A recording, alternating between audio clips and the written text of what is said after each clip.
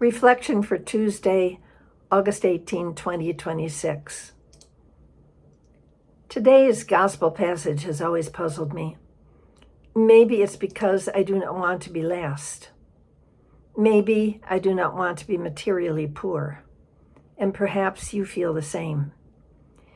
Jesus is speaking about the rich man from yesterday who walked away sad because he was unwilling to give up his many possessions to answer Jesus' invitation. Well, who among us would give up all?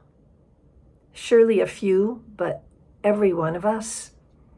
So when Jesus says it is easier for a camel to pass through the eye of a needle than for one who is rich to enter the kingdom of God, we may quake in our boots, hoping yet perhaps doubting that we can pass through the eye of that needle.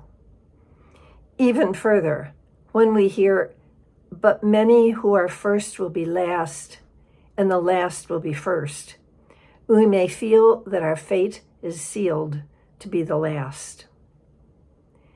To better understand, we might look at today's gospel in the context of yesterday's and tomorrow's.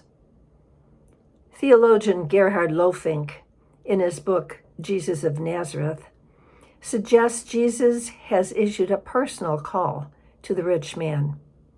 In his case, to give up his possessions because they stand in the way of following Jesus. The question for each of us is, what are we allowing to stand in the way of answering Jesus' invitations to us? For one, it may indeed be the attainment of material riches. But for another, it may be something else. The desire to be the best, the most recognized, on top, in work, church, family, or socially. Or it may be another obstacle. But the point is that each of us has our own obstacle, and it is not necessarily money.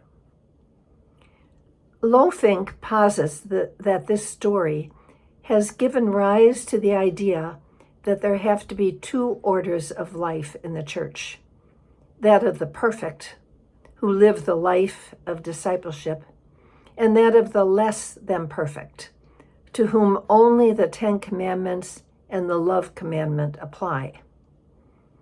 Instead, we should see this story as a concrete case of a particular person.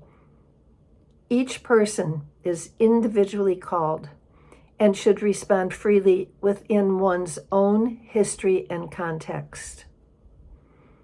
You and I are not the same as that rich man. So what then of this first and last saying that we hear?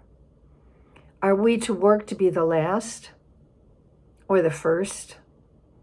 Again, Lofink indicates that this should be taken in the context of tomorrow's gospel, about the landowner and the workers in the vineyard. Each worker, you remember, is paid the same wage, whether hired early in the morning or for the last shift. Not that the earliest workers like that the latest arrivals were paid the same as they.